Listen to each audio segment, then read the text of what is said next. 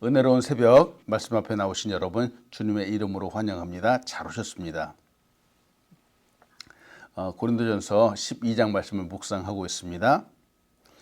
우리가 호흡을 갖고 이 세상을 살아갔죠. 근데 이 땅, 우리가 살아가는 이 세상의 삶이 그렇게 만만하지만은 않은 것 같습니다. 무슨 뜻일까?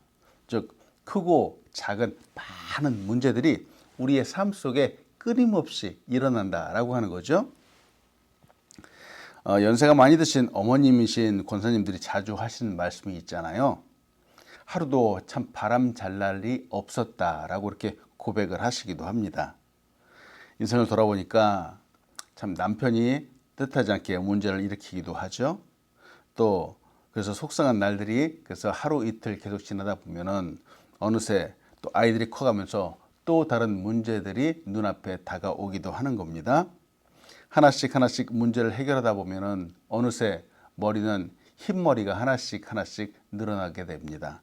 참 이것이 인생이 아닐까라고 생각을 해보기도 하죠.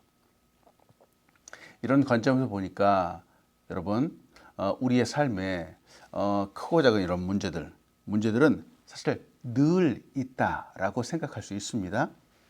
이게 문제는 늘 있는 것이기 때문에 사회에서는 이 문제를 보는 관점을 다르게 해라 라고 이렇게 접근을 하죠. 문제와 함께 살아가야 된다라고 이런 말들을 합니다. 근데 관점도 달리하고 또 문제와 함께 살아간다 라고 해서 지금 당장 내 앞에 있는 문제들이 눈 녹듯이 사라지는 것이 아니기 때문에 참 이것을 극복할 때까지 시간이 많이 걸리기도 합니다. 그래서 속이 새까맣게 탔다라고 이런 표현들을 하기도 하죠. 문제가 없는 삶은 이 세상에 없습니다. 네, 문제가 없는 삶을 선호하지만 우리의 삶에는 늘 문제가 있다라고 하는 이 사실을 기억하십시오. 문제가 없는 삶, 상관없는 삶은 이 세상에 단 한 사람도 없습니다. 근데 생각해 봅니다. 누구는 이 문제 때문에 도리어 성공하는 삶을 살아가기도 한다라고 하는 거죠. 무슨 말일까? 쉽지 않은 말이지만 혹시 이 문제, 내가 해결할 수 없는 이 문제 때문에 더 기도가 깊어지지는 않았는지요. 이것이 없다면 기도하지 않았을 텐데 내가 해결할 수 없고 내가 극복할 수 없는 이 문제 때문에 하나님 앞으로 더 나아가지는 않으셨는지요. 때문에 문제는 정말로 기독교적인 관점에서 하나님 주신 은혜의 관점으로 보면은 하나님 앞으로 나아가는 축복이 될 수 있습니다. 때문에 너무 낙담하지 마십시오. 괴로운 날들이 계속될 때 물론 우리는 힘이 듭니다. 이것이 당연하죠. 때문에 기도하십시오. 하나님 앞으로 더 나아가십시오. 더 은혜가 풍성히 더해지는 날들이 우리에게 더 많아질 수도 있습니다. 전능자이신 하나님의 능력을 이 시간도 믿고 승리하는 우리가 되길 간절히 소원합니다. 하나님으로부터 임하는 평강이 가득하기를 소원합니다. 오늘 이 본문을 통해서 여러분과 나누고 싶은 첫 번째는 이겁니다. 성령님은 우리에게 통일성을 주시는 분이라고 하는 거죠. 성령님. 통일성. 여러분 우리는 이 통일성이라고 하는 말을 종종 듣습니다. 종종 듣죠.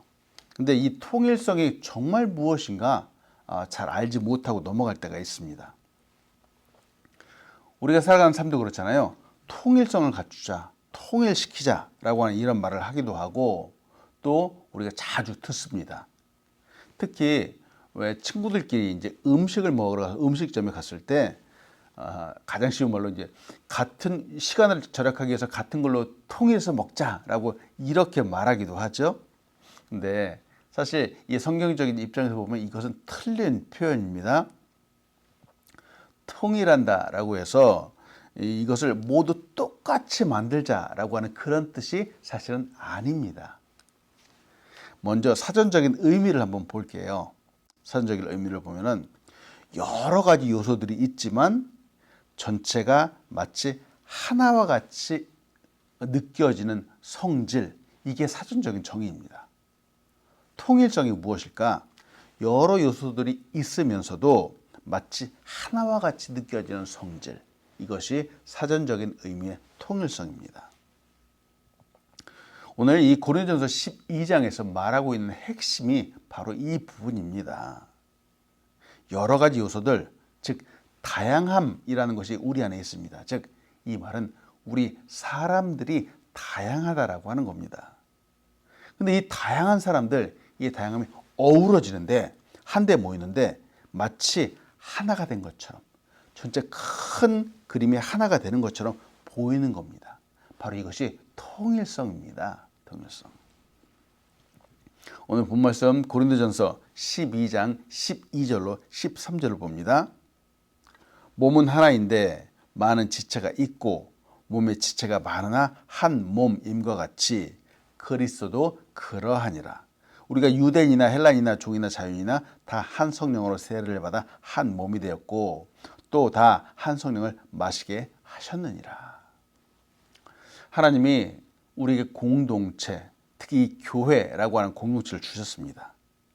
이 교회 공동체는 성경이 말하는 이 통일성이 더욱더 많이 부각되어야 하는 조직이지요. 집단입니다. 이 안에 있는 사람들, 한 사람 한 사람의 개성과 특색들이 얼마나 다양한지요. 얼굴도 다 다르고, 그 어투도 다 다르고, 성품도 다 다르고, 얼마나 다양한지요. 그런데 이 다양한 사람들이 한 곳에 모이는 겁니다. 모일 때 서로 정말 아름답게 조화되는 겁니다. 서로 아름답게 되어서 큰 교회라고 하는 이 공동체를 조직해 나가는 거죠. 구성해 나가는 겁니다. 한 사람 한 사람 또 하나하나의 그 특성들을 보면 정말 다양하죠. 그런데 한 곳에 모이는데 혼란스럽지 않은 겁니다. 혼란스럽지 않은 거예요. 한 가지 주의해야 하는 부분은 함께 어우러지는 것이지 모두가 똑같아야 된다는 것이 아니라는 거죠. 서로 다른 사람들이 모였는데 어우러져서 정말 아름다운 그림이 나오는 것처럼 이렇게 돼야 되는데, 그렇다고 해서 모두가 똑같은 그런 모습으로 나와야 되는 건 아니다라고 하는 거예요.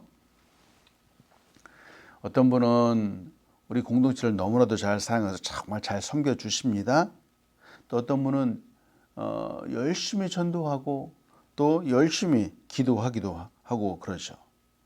공동체 하나의 조직에는 이런 섬김 하나하나가 모두 다 필요합니다. 그런데 무엇이 하나 더 중요하다, 이것이 더 중요하다라고 해서 그것에만 모든 사람들이 집중해서 그것만 할 수는 없는 거죠. 여기서 중요한 부분은 다양하지만 혼란스럽지 않다라고 하는 거죠. 통일되지만 획일적이 되면 안 된다라고 하는 겁니다. 다시 한번 말씀드립니다.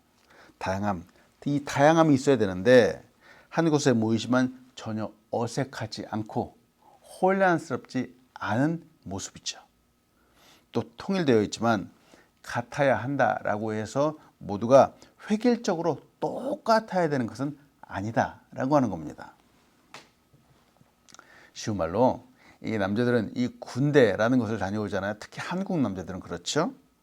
이 군대에서는 모두가 똑같이 군복이라고 하는 특별한 옷을 입습니다. 그 옷을 입고 훈련을 받으면서 조국을 수호한다라고 하는 특별한 목적하에서 이 조직이 움직여 나가죠. 군복이라고 하는 똑같은 옷도 입고 또 같이 생활하고 식사도 같이 하고 교육도 똑같이 받습니다. 세상에.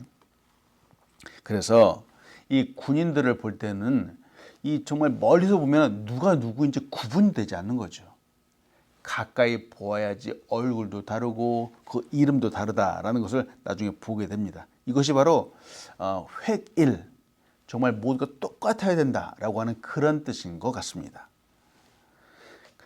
그럼에도 그 안에는 각자 맡은 역할들이 있죠.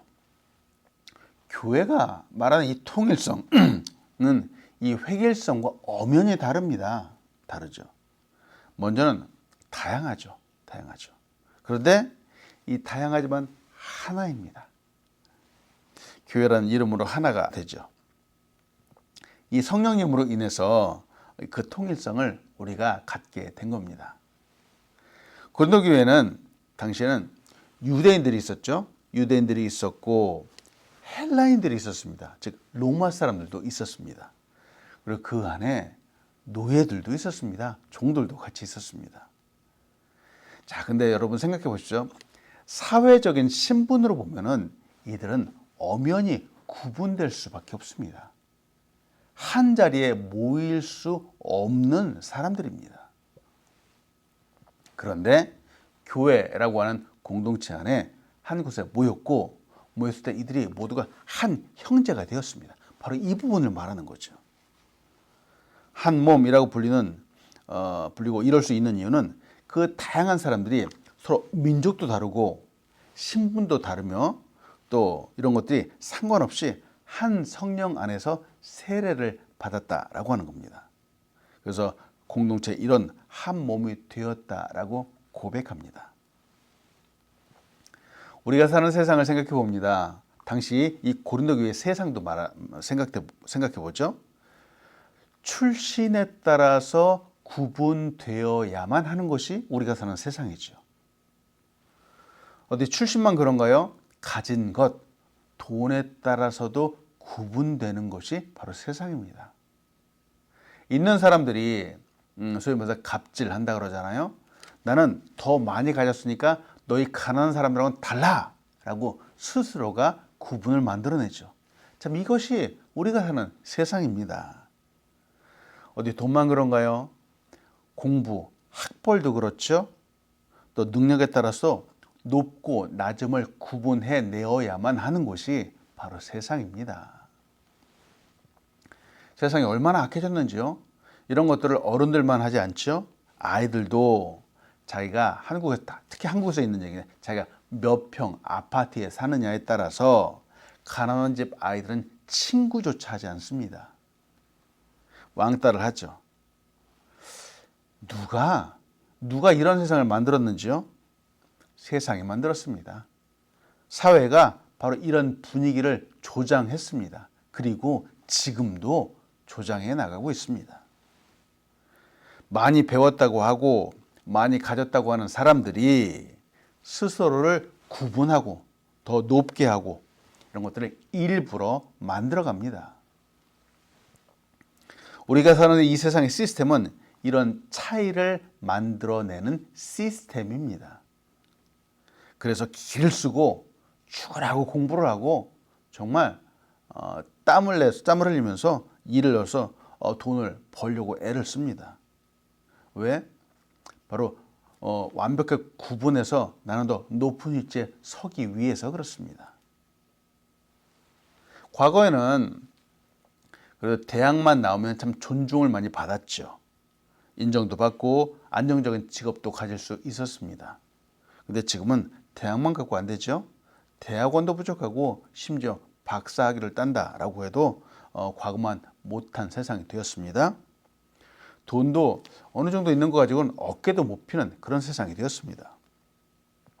어떻게 해서든지 구분되고 비교를 당해야만 되는 그런 세상이 점점 더 되어가고 있는 것 같아서 안타깝기도 하죠. 이런 세상 가운데에서 고린도 때도 마찬가지죠. 이런 세상 가운데에서 교회는 그러면 안 되는 겁니다. 교회는. 사도 바울이 지금 편지를 해서 사람들에게 말하고 있는 이유는 교회는 그러지 말라라고 당부하는 겁니다. 교회는 모두가 모였을 때 하나가 돼야 된다라고 강조하고 있는 겁니다. 하나님의 뜻하시고 원하시는 교회는 구분하지 않는 교회입니다. 가진 것에 따라서 차등 두지 않고 배운 것에 따라서 다르게 보지 않는 곳, 바로 이것이 교회가 돼야 됩니다. 왜? 성령님이 구분하시지 않기 때문에 그렇습니다. 13절 말씀을 다시 한번 봅니다. 한 성령으로 세례를 받아 한 몸이 되었고 또 다 한 성령을 마시게 하셨느니라 하고 말하잖아요. 누구는 성령을 마시게 하고 가난한 사람들은 성령을 안 마시게 하고 그런 게 아니죠. 하나님은 가난한 자나 부한 자나 많이 배운 자나 배우지 못한 자나 다 똑같이 한 성령으로 말미암아 한 가족, 한 형제가 되게 하셨습니다. 때문에 사회적으로 볼 땐 다양한 사람들입니다. 그런데 교회 안에 들어오면 한 형제요, 한 지체들이 한 몸이 되는 겁니다. 이렇게 함께 어우러질 때 교회에서 공동체, 아름다운 공동체를 형성해 나가는 거죠. 그래서 존귀한 지체가 되는 겁니다. 교회 안에서 구분이 사라지는 겁니다. 저는 소원합니다. 우리 교회가, 우리 아우름 교회가 이와 같은 공동체가 되어가고 또 이와 같은 공동체로 완성해 갈 것을 믿습니다. 그 어느 누구도 우리와 함께 있을 때 차별되지 않고 또 구분되지 않으며 또 함께 어우러져서 각자의 빛을 발하는 교회가 되어갈 것입니다. 그렇게 함께 아름다운 빛을 발하는 큰 교회로 점점 성장하고 성숙해가게 될 것입니다. 때문에 여러분, 이를 위해서 건강하십시오. 특히 우리 영적으로 건강해야 되겠습니다. 영적으로. 많이 가진 사람도 차별하지 않고 또 적게 가진 사람도 기죽지 않는 그런 영성을 우리가 가져야 되겠습니다. 시대는 변하죠. 정말 얼마나 많이 시대가 변했는지 모릅니다. 근데 시대가 변했다라고 해서 교회도 이 시대의 흐름에 맞춰서 그런 식으로 변해가면 안 되겠습니다. 때문에 성령 충만하십시오. 우리를 하나 되도록 인도하시고 만드신 성령의 그 충만함을 내 안에 가득히 담는 오늘이 되길 간절히 소원합니다. 사람들을 볼 때마다 성령의 관점으로, 성령의 마음으로, 예수님의 심장으로 한 사람 한 사람을 보는 것입니다. 하나님의 사랑으로 보는 것이죠. 이렇게 볼 때 미운 사람이 하나도 없는 거죠. 레리 크랩은 이렇게 말합니다. 자기 중심성을 대면하고 제거할 때 비로소 예수님처럼 관계를 맺을 수 있다라고 말합니다. 내 생각으로 사람들을 보면은 구분될 수밖에 없는데 그렇지 않고 예수님의 심장을 갖고 예수님의 관점으로 보고 성경적인 관점으로 보고 하나님의 마음으로 보면은 모든 사람을 품을 수 있는 사람이 되는 겁니다. 하나님이 원하시는 것이 바로 이런 공동체가 아닐런지요. 여러분, 우리가 예수 믿고 구원받고 변화되었습니다. 많은 것들이 변화되었죠. 많은 것들이 변화되었는데 그 중에서 특별히 독특한 변화가 있어야 되겠습니다. 무슨 변화일까? 바로 관점의 변화입니다. 관점. 즉 내가 나를 바라보는 관점도 바뀌고 또 내가 남을 바라보는 관점도 바뀌는 겁니다. 이전에는 기준이 바로 나 자신이었습니다. 때문에 기준이 나일 때는 유대인과 헬라인이 같이 있을 수 없는 겁니다. 주인과 종이 한 자리에서 음식을 먹을 수 없는 겁니다. 그러나 관점이 바뀌고 성령 충만하게 되면 이제는 모두가 한 몸이 되는 것이고 한 공동체가 되는 것이고 한 지체가 되는 겁니다. 유대인과 헬라인이 서로 안아주고 또 자유인과 종이 함께 찬양하고 함께 예배하는 것입니다. 저는 소원합니다. 바로 우리를 통해서 이 세상에서 구분되어지고 외면당하고 소외당하는 사람들, 특히 왕따 당하는 사람들이 회복되고 다시 일어서고 정말 하나님 앞에 온전히 서게 되는 그런 역사가 있게 되기를 소원합니다. 매일 주일마다 부르는 찬양처럼 내 안에 무너졌던 소망이 다시 회복되고 또 내 안에 죽어가는 예배가 다시 살아나는 그런 놀라운 역사가 우리를 통해서 일어나기를 간절히 소원합니다. 아멘. 두 번째로 여러분과 나누고 싶은 것은 성령님은 우리에게 다양성을 주시는 분이라고 하는 것이죠. 다양성. 자, 앞에서 첫 번째로 말씀드린 것은 성령님이 우리에게 통일성을 주신다라고 했는데 이번에는 성령님은 우리에게 또한 다양성을 주시는 분이라고 하는 겁니다. 다양성.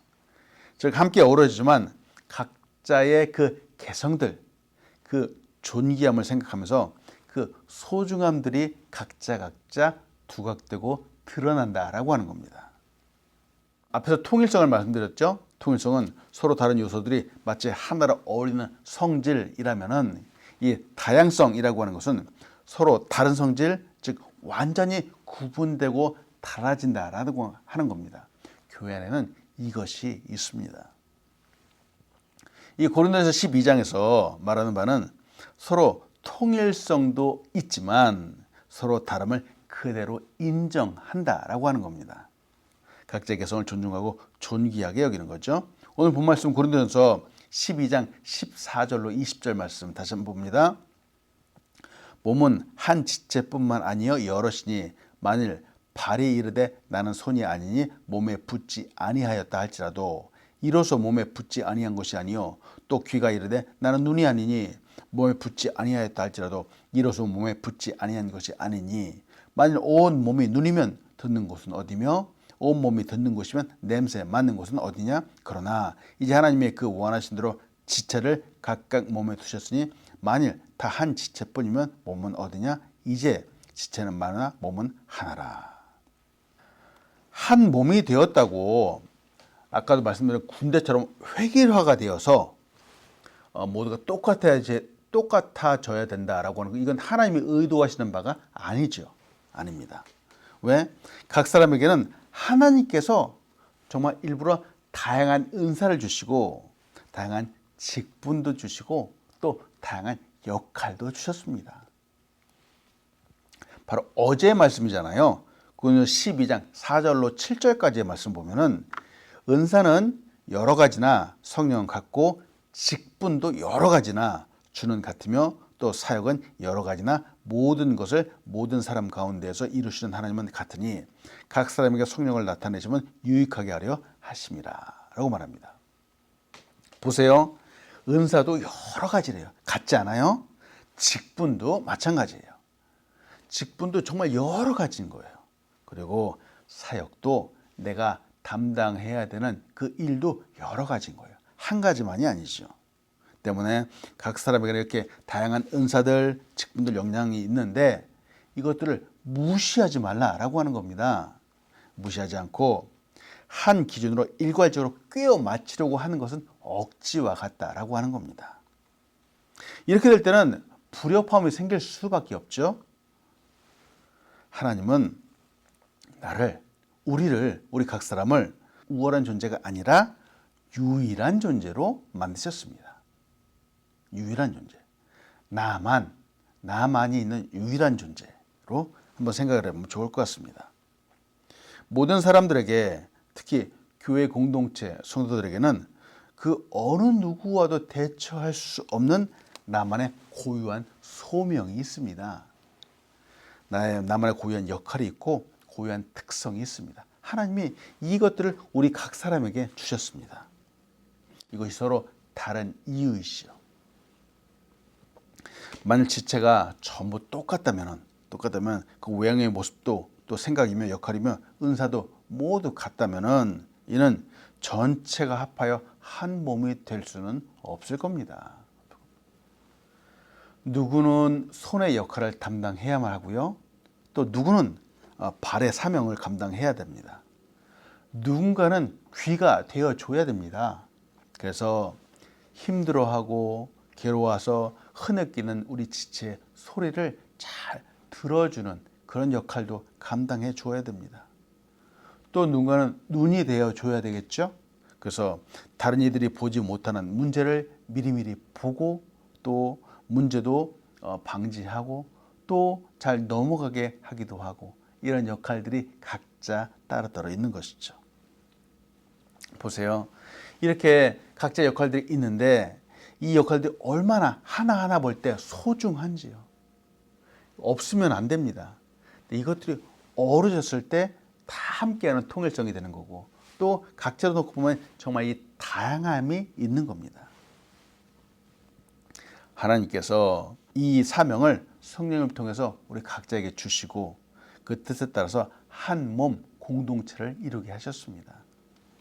때문에 우리 단 한 사람도 결코 무가치한 사람들은 없습니다. 얼마나 소중한지요. 다 존귀한 사람들입니다. 다만 그 역할이 서로 다를 뿐이죠. 근데 이런 다양함이 도리어 나의 부족한 부분, 나이가 없는 부분을 채워주는 계기가 되게 되는 거죠. 내가 없고 부족한 부분은 다른 지체가 나를 채워주는 겁니다. 팀워크를 이루어서 결국은 이 모두가 합해서 온전함으로 나아가게 되는 겁니다. 때문에 여러분들 간혹 나와 의견이 맞지 않는다라고 해서 마음이 다르다라고 해서 배척하면 안 되겠습니다. 혹시 그 사람이 나와 부족한 부분을 나의 부족한 부분을 정말 잘 알고 채워주고 위로해 줄지 우리는 알 수 없습니다. 하나님께서 주신 사명을 잘 감당하기 위해서는 나와 함께 다른 사람을 우리 모두가 필요한 것입니다. 말씀 마칩니다. 성령님은 우리에게 교회라고 하는 아름다운 공동체를 주셨습니다. 이 안에는 성령님이 말하는 통일성이 있습니다. 이 안에서 우리를 한 몸, 한 공동체를 이루며 살아가게 만드셨죠. 또한 동시에 성령님은 우리에게 각각의 독특한 개성들도 주셨습니다. 다양함을 주셨습니다. 모두가 하나 되는 것과 같이 우리 각자의 존귀함, 특성들은 결코 무시될 수 없습니다. 하나님이 우리를 무시하지 않으시기 때문에 그렇죠. 고린도 교회는 많은 문제가 있는 교회였습니다. 그럼에도 불구하고 계속 세워져 나가게 되고 계속 서게 되는 교회가 되었죠.